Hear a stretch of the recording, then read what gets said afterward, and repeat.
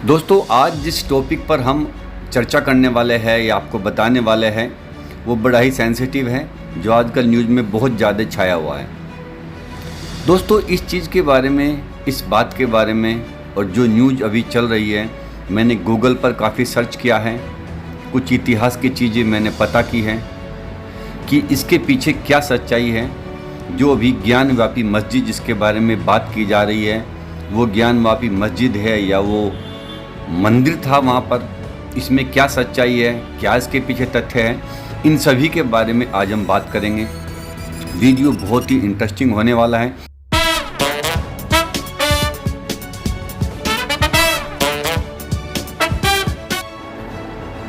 दरअसल वाराणसी में काशी विश्वनाथ मंदिर और उससे जो लगी हुई ज्ञानवापी मस्जिद है, दोनों के निर्माण और पुनर्निर्माण को लेकर बहुत तरह की धारणाएं हैं, लेकिन कोई भी स्पष्ट और पुख्ता नहीं है। दोनों के किस्सों की भरमार है। मान्यता है कि काशी विश्वनाथ मंदिर को औरंगजेब ने तुड़वा दिया था और वहाँ मस्जिद बना दी गई थी, लेकिन ऐतिहासिक दस्तावेजों को देखने और समझने पर मामले कुछ और जटिलता से सामने आते हैं। तो चलिए देखते हैं कि इसमें इतिहासकार क्या क्या कहते हैं। दोस्तों, कुछ इतिहासकारों का मानना है कि ज्ञानवापी मस्जिद को 14वीं शताब्दी में जौनपुर के शर्की सुल्तानों ने बनवाया था और इसके लिए उन्होंने वहाँ पहले से मौजूद विश्वनाथ मंदिर को तोड़वाया था।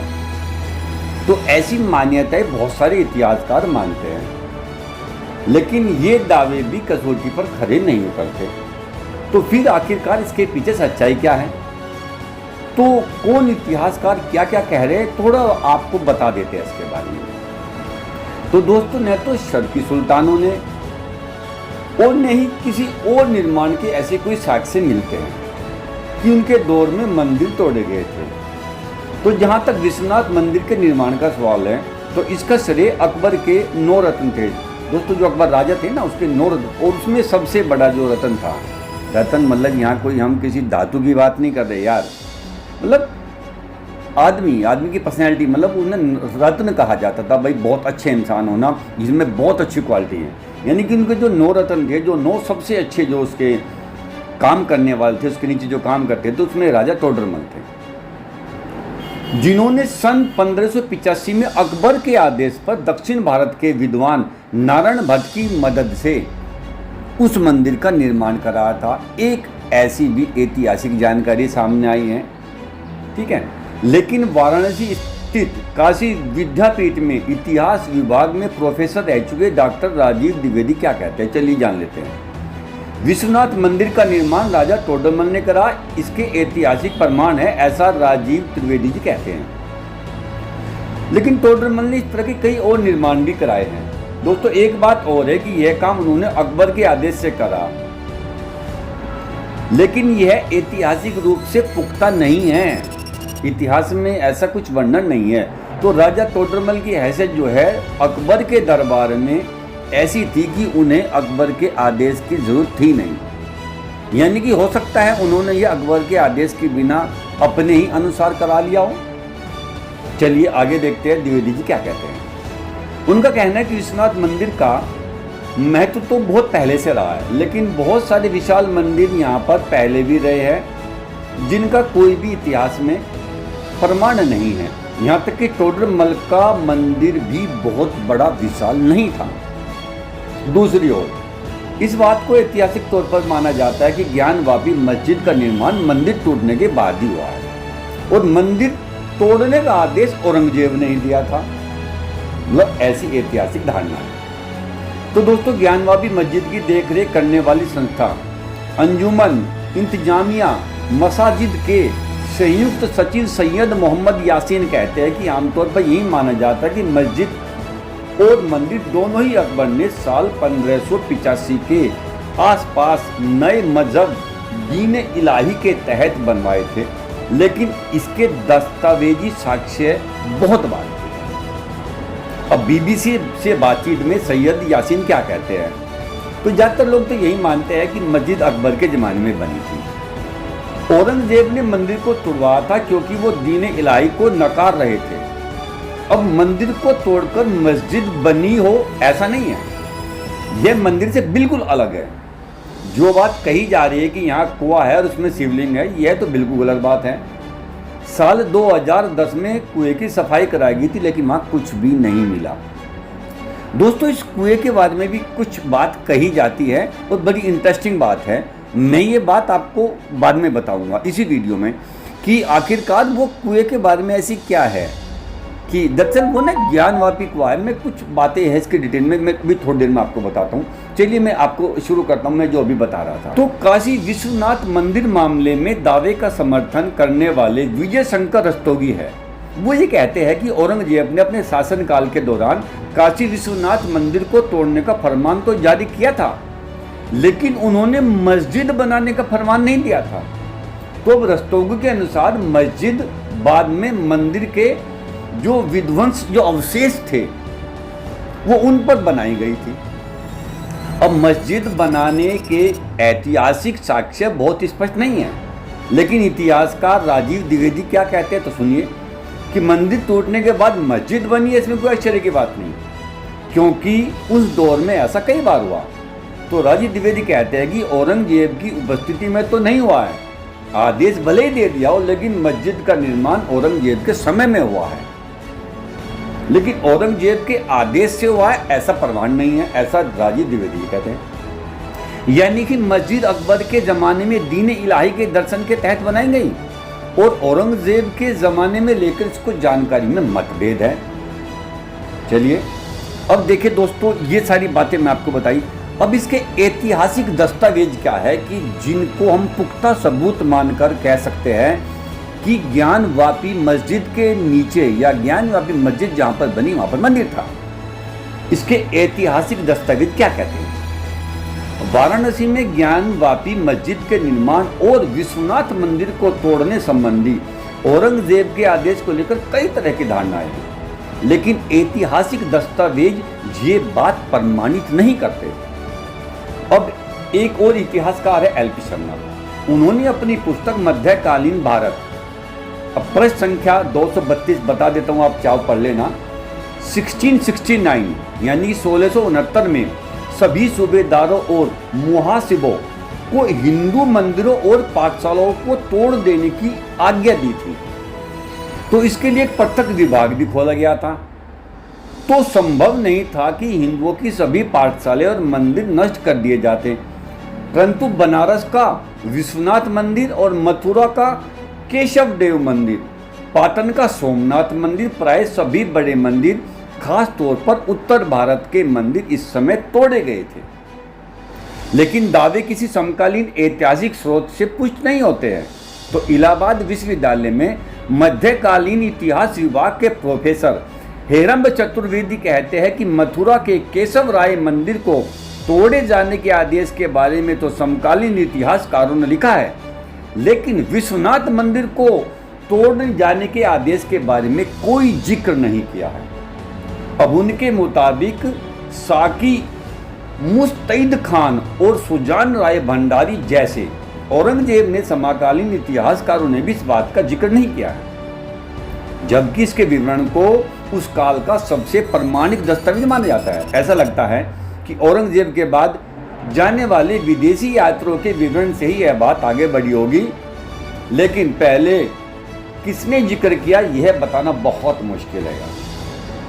चलिए और इसके बारे में क्या बात है कि ज्ञानवापी मस्जिद के निर्माण के बारे में चतुर्वेदी जी कहते हैं कि मस्जिद निर्माण का कोई दस्तावेज प्रमाण नहीं है और मस्जिद का नाम ज्ञानवापी हो भी सकता है, नहीं भी। ऐसा लगता है कि ज्ञानवापी कोई ज्ञान की पाठशाला रही होगी और पाठशाला के साथ कोई मंदिर रहा होगा। और प्राचीन गुरुकुल परंपराओं में हमेशा ऐसा हुआ है कि मंदिर को तोड़कर मस्जिद बनी तो उसका नाम ज्ञानवापी पड़ गया, ऐसा माना जा सकता है। वाराणसी में वरिष्ठ पत्रकार योगेंद्र शर्मा ने ज्ञानवापी मस्जिद और विश्वनाथ मंदिर के बारे में काफ़ी शोध किया, काफ़ी अध्ययन किया है, और वो स्पष्ट तौर पर कहते हैं कि अकबर के समय में तोडरमल ने मंदिर बनवाया और करीब 100 साल बाद औरंगजेब के समय मंदिर ध्वस्त हुआ। तो फिर आगे 125 साल तक यहाँ कोई विश्वनाथ मंदिर नहीं था। साल 1735 में इंदौर की महारानी देवी अहिल्याबाई ने वर्तमान मंदिर का निर्माण कराया। योगिंदर शर्मा जी कहते हैं कि पुराणों में जिस विश्वनाथ मंदिर का जिक्र मिलता है उसका इस मंदिर से कोई संबंध नहीं है या नहीं, इसका कोई सीधा जवाब इतिहासकार दे ही नहीं पाते। अब ज्ञानवापी के पास आदि विश्वेश्वर मंदिर के बारे में जरूर कहा जाता है कि वह यही मंदिर है जिसका पुराणों में वर्णन है। अब मंदिर के टूटने के बाद मस्जिद बनी और ज्ञानवापी कुएं के नाम पर मस्जिद का नाम ज्ञानवापी पड़ा। ज्ञानवापी कुआं आज भी मौजूद है। दोस्तों, ज्ञानवापी मस्जिद के निर्माण का समय क्या है? फिर भरोसेमंद जो इतिहासकार है तो दस्तावेजों के आधार पर यह कहा जा सकता है जो 1883 से और 1884 में मिलता है। इसे राजस्व दस्तावेजों में जामा मस्जिद ज्ञानवापी के तौर पर इसे दर्ज किया गया था। इसके निर्माण को 1883-84 में राजस्व दस्तावेजों में जामा मस्जिद ज्ञानवापी के तौर पर दर्ज किया गया था। अब सैयद मोहम्मद यासीन क्या कहते हैं? वो कहते हैं कि मस्जिद में उससे पहले की कोई चीज़ नहीं है जिससे स्पष्ट हो सके कि यह कब बनी है। राजस्व दस्तावेज ही सबसे पुराने दस्तावेज है। इसी के आधार पर साल 1936 में दायर एक मुकदमे पर अगले साल 1937 में उसका फैसला भी आया था और इसे मस्जिद के तौर पर अदालत ने स्वीकार किया था। अदालत ने माना था कि यह नीचे से ऊपर तक मस्जिद है और वक्फ प्रॉपर्टी है। बाद में हाई कोर्ट ने भी इस फैसले को सही ठहराया। इस मस्जिद में 15 अगस्त 1947 से पहले ही नहीं बल्कि 1669 से जब से यह बनी है तब से यहाँ नमाज पढ़ी जा रही है। हालांकि मस्जिद में 1669 में बनने का कोई ऐतिहासिक प्रूफ नहीं है, कोई साक्ष्य नहीं है, कोई सबूत नहीं है जो सैयद मोहम्मद यासीन के दावे को पुष्ट कर सके। अब सैयद यासीन बताते हैं कि मस्जिद के ठीक पश्चिम में 2 कब्रें जिन पर सालाना उर्स होता था। उसके मुताबिक साल 1937 में कोर्ट के फैसले में भी उस करने की इजाज़त दी गई थी। वो कहते कि ये कब्रें आज भी महफूज है, लेकिन उस नहीं होता। दोनों कब्रें कब की है इसके बारे में पता नहीं। दोस्तों, कुछ अन्य बड़ी दिलचस्प कहानियाँ इसके बारे में, चलिए थोड़ी सी कहानी दोस्तों। एक कहानी ये है कि एक बार औरंगजेब बनारस के निकट के प्रदेश से गुजर रहे थे। सभी हिंदू दरबारी अपने परिवार के साथ गंगा स्नान और विश्वनाथ मंदिर दर्शन के लिए काशी आए थे। तो विश्वनाथ दर्शन कर जब लोग बाहर आए तो पता चला कि कच्छ के राजा की एक रानी गायब है। खोज की गई तो मंदिर के नीचे तहखाने में वस्त्राभूषण विहीन, यानी कि उसके शरीर पर कोई भी कपड़े नहीं थे उस रानी के, और वह बहुत ही डरी हुई थी, उन्हें दिखाई दी। तो जब औरंगजेब को पांडवों की यह काली करतूत पता चली तो वह बहुत गुस्सा हुए और बोले कि जहाँ मंदिर के गर्भगृह के नीचे इस प्रकार की डकैती और बलात्कार हो तो निसंदेह वहाँ ईश्वर का घर नहीं हो सकता, और उसने मंदिर को तुरंत तोड़ने का आदेश जारी कर दिया। अब विशंबरनाथ पांडे क्या कहते हैं कि औरंगजेब के आदेश का तत्काल पालन हुआ, लेकिन जब यह बात कच्छ की रानी ने सुनी तो उन्होंने उसके पास संदेश भिजवा कि इससे मंदिर का क्या दोष है, दोषी तो वहाँ का पांडे है। वो लिखते हैं कि रानी ने इच्छा प्रकट की कि मंदिर को दोबारा बनवाया जाए, तो औरंगजेब ने अपने धार्मिक विश्वास के कारण फिर से नया मंदिर बनवाना संभव नहीं था, इसलिए उन्होंने मंदिर की जगह मस्जिद खड़ी करने की रानी की इच्छा पूरी की। अब प्रोफेसर राजीव द्विवेदी समेत कई अन्य इतिहासकार भी इस घटना की पुष्टि करते हैं और कहते हैं कि औरंगजेब का यह फरमान हिंदू विरोधी या फिर हिंदुओं के प्रति किसी गणना की वजह से नहीं बल्कि उन पांडवों के खिलाफ गुस्सा था जिन्होंने कच्छ की रानी के साथ दुर्व्यवहार किया था। प्रोफेसर हेरब चतुर्वेदी कहते हैं कि कच्छ के राजा कोई और नहीं बल्कि आमेर के कच्छवाहा शासक थे। चतुर्वेदी कहते हैं कि मंदिर गिराने का आदेश औरंगजेब ने दिया था, लेकिन मंदिर को गिराने का काम कच्छवाहा शासक राजा जयसिंह की देखरेख में किया गया था। स्थानीय लोगों के मुताबिक मंदिर मस्जिदों को लेकर कई बार विवाद हुए, लेकिन ये विवाद आज़ादी से पहले के उसके बाद के नहीं। तो ज़्यादातर विवाद मंदिर मस्जिद परिसर के बाहर और मंदिर इलाके में नमाज पढ़ने को लेकर हुए थे। सबसे अहम विवाद साल 1809 में हुआ था, जिसकी वजह से सांप्रदायिक दंगे भी हुए थे। तो दोस्तों, ये थी कुछ इतिहास की बातें जो लोगों ने कही, जो हमारे इतिहासकारों ने कही। अब इसमें कितनी सच्चाई है कितनी नहीं है मैं इसका दावा नहीं कर सकता। अब मैंने अभी आपको थोड़ी देर पहले बताया था कि ज्ञानवापी मस्जिद का नाम ज्ञानवापी क्यों पड़ा। इसके बारे में इतिहासकार कुछ कहते हैं, लेकिन इसमें एक धारणा और है कि वहाँ ज्ञानवापी मस्जिद के पास एक कुआं है जिसका नाम है ज्ञानवापी कुआं। कहते हैं कि वहाँ पर शिवलिंग था। शिवलिंग को ठंडा करने के लिए वहाँ पर कुआं खोदा गया था और तब से इसका नाम ज्ञान का कुआं पड़ा था। अब इस ज्ञान का कुएं के नाम के पीछे उस मस्जिद का नाम ज्ञानवापी मस्जिद पड़ा। तो दोस्तों ये थी कहानी जो ज्ञानवापी मस्जिद को लेकर थी। आपका इसके बारे में क्या ख्याल है और इतिहास में जो बातें हैं, जो सबूत है, जो मैंने आपको बताए हैं, आप इन्हें लेकर कितने आश्वस्त हैं, प्लीज़ मुझे कमेंट करके बताना। मेरी ये वीडियो कैसी लगी प्लीज़ इसके बारे में बताना। वीडियो पसंद आई हो तो इसे लाइक और शेयर कर लेना। मेरे चैनल को सब्सक्राइब भी जरूर कर लेना। मैं इस तरह की खबरें आप तक लाता रहूँगा और इस तरह के तथ्य आपको सामने प्रस्तुत करता रहूँगा, आपको बताता रहूँगा। और तब तक, जब तक कि मैं कोई नई वीडियो नहीं लाता हूँ, आपसे मिलूँगा। इजाज़त। जय हिंद, जय भारत।